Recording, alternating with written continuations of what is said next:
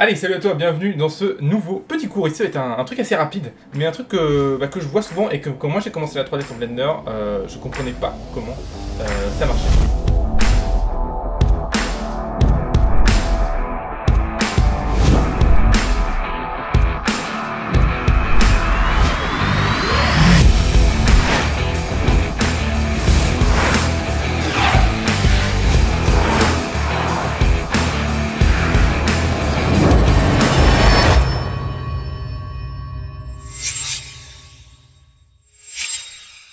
En fait, c'est simple. J'ai un personnage qui est rigué, animable, dans une scène, d'accord?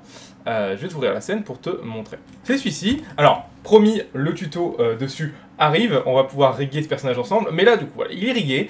Et le souci, c'est que maintenant, comment je fais pour l'animer? Parce que si je m'amuse à l'animer, je vais pas l'animer dans cette scène-là. Ça va être un bordel, parce que du coup, ça c'est ma scène de rig, pour rapporter les autres personnages, tout. T'imagines le délire, s'il y a un problème et qu'il faut retravailler dessus, c'est pas possible d'imaginer travailler tout dans une seule scène. Voilà, crois-moi, c'est à tes risques et périls. Donc, comment je fais pour importer ce fichier dans une autre scène? Alors, la première solution, c'est celle-ci. Je vais laisser ouvrir ce Blender-là, et je vais ouvrir un autre Blender pour bien que tu comprennes. Donc, la première solution, c'est, là, j'ouvre une scène vide, et en fait, c'est de faire un append. Un append, ça va dire importer directement le contenu de ton fichier dans un autre fichier. Donc là, si je fais File, ici, Append, je viens chercher, du coup, le fichier. Du coup, en récent, on était ici, voilà. Hop. Alors, tu vois que du coup, ça vient me mettre dans le fichier Blend. En fait, je peux pas append un fichier entier. Alors que dans Maya, tu pourrais, par exemple. Là, il faut importer un truc dans le fichier. Donc, je te conseille de ranger les choses par collection parce que tu peux importer, du coup, ta collection. Et du coup, moi, je vais importer la collection Car Blender qui contient tout ce que je veux. Donc là, je fais append. Le souci avec cette méthode, c'est que elle fait un truc qui est honnêtement très gênant. Honnêtement très gênant. Déjà, elle t'append en mode tout à l'arrache. D'accord. Donc tu vois, il y avait des choses qui étaient inutiles, elle m'a quand même tout append, donc il faut que je vienne supprimer les choses à la main. Notamment ça là, tout ça c'est ce qu'on appelle les shapes de rig. Voilà, ça me servait à rien et il m'a tout append parce qu'il a vu que c'était lié. Normal, parce que sans ça, sinon le projet ne fonctionne pas. Donc c'est un petit peu pénible, c'est assez sale. Et en plus de ça, le problème c'est que du coup, maintenant, toutes tes modifications de rig doivent se faire dans cette scène-là. Du coup, tu as vraiment fait une copie de ta donnée. Et du coup, à la fin, si tu fais ça dans tout ton projet, à la fin, tu auras une scène avec tous tes modèles, tout ton environnement. Donc du coup, si cette scène foire, tout ton projet est mort. Donc c'est risqué, c'est pas propre. Et c'est pas très pratique. On va utiliser l'append souvent pour importer différents modèles, par exemple faire un environnement, mais pas pour importer des personnages ou pas pour importer tous les éléments. On va essayer de garder les éléments dans différentes scènes. Alors comment on fait ça? Et ben en fait il y a un truc qui s'appelle le link dans Blender. Et tu vas voir que ça va être un peu bizarre le link au début, parce qu'on comprend pas trop comment ça marche. Alors je te montre. Alors du coup je fais un CTRL Z. Alors attention au CTRL Z quand tu fais des append et des links dans Blender, ça a tendance à le faire cracher. Voilà, je te le dis.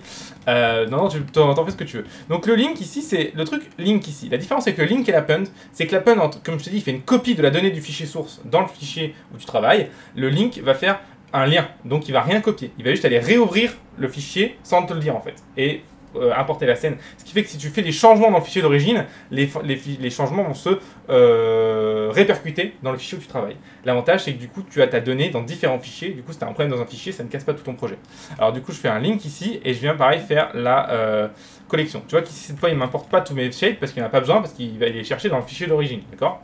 Et voilà. Le problème, c'est que là, une collection, c'est très bien, mais je peux rien faire avec. Hein. Je peux pas venir faire du rig. Tu vois, j'ai juste un fichier, je peux même pas passer en table, je peux rien faire. J'ai aucune sélection, j'ai juste une sélection d'un espèce de groupe comme ça, et un espèce qu'on appelle, Blender c'est un empty, hein, on le voit, hein, ici c'est un empty, d'accord? C'est vraiment un empty en termes d'objet, c'est un empty où il n'y a rien, et tu vois, tu peux même changer sa taille et tout, bref. Donc c'est pas très pratique cette histoire. Alors, comment faire pour pouvoir animer ce personnage une fois que tu l'as linké?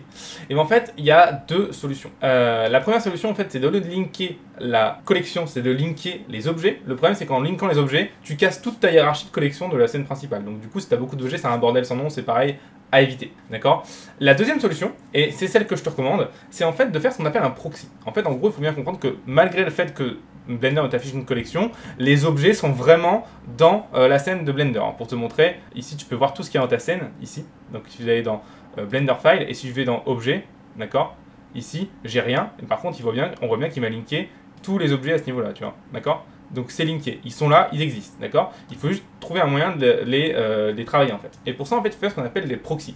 Un proxy, ça va être un nouvel objet que Blender va te créer, qui va être en lien direct avec l'objet linké, sur lequel tu vas pouvoir mettre en fait ce qu'on appelle des offsets. Des offsets, c'est-à-dire que tu vas pouvoir mettre des paramètres en plus par exemple pour pouvoir l'animer, pour pouvoir le bouger, faire ce que tu veux. D'accord? Et en fait, du coup, là, si tu as bien logiquement créé ton personnage, et c'est ce que je te conseille de faire, et on le verra dans le tuto sur le personnage bientôt, promis, ça arrive très vite.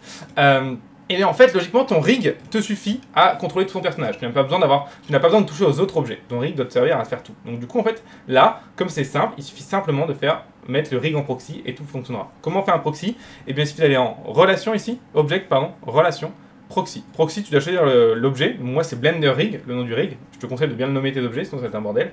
Et hop, si je fais ça, tu vois que maintenant, il m'a créé un nouvel objet qui s'appelle Car Blender Rig Proxy. Ce Blender Rig Proxy n'est pas vraiment un objet en soi, c'est en fait un lien vers le rig de la scène d'avant sur lequel tu peux ajouter des paramètres en plus. Donc tu peux pouvoir ajouter une translation en plus sur les bones, un scale en plus sur les bones, de l'animation en plus, etc. Et maintenant, tu vois que je peux maintenant le déplacer, je peux faire ce que je veux, et je peux aussi par exemple venir, voilà, déplacer mes bones, les animer, bref, maintenant tout fonctionne, d'accord? On le voit bien. Voilà un petit peu sur comment on va pouvoir animer nos personnages d'une scène à une autre, d'accord? Et c'est beaucoup plus pratique, et à la fin, en fait, dans ta scène de rendu, tu as plein de links comme ça de différents personnages avec un link du décor qui te permet d'avoir un truc beaucoup plus clair, beaucoup plus précis, beaucoup plus organisé. Donc voilà un petit peu le principe. Dernière petite chose, ça se peut que dans ta scène de rig, tu avais mis des positions par défaut des bones et que les positions par défaut des bones sont sautées, notamment au niveau des scales et des rotates.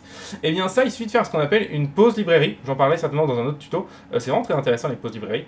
Je te montre un petit peu l'idée, c'est que là, je peux la charger, la pose librairie, et je peux venir en fait sélectionner tous mes joints, d'accord? Alors, il faut vraiment tous les avoir, hein. Tu les sélectionnes tous ici.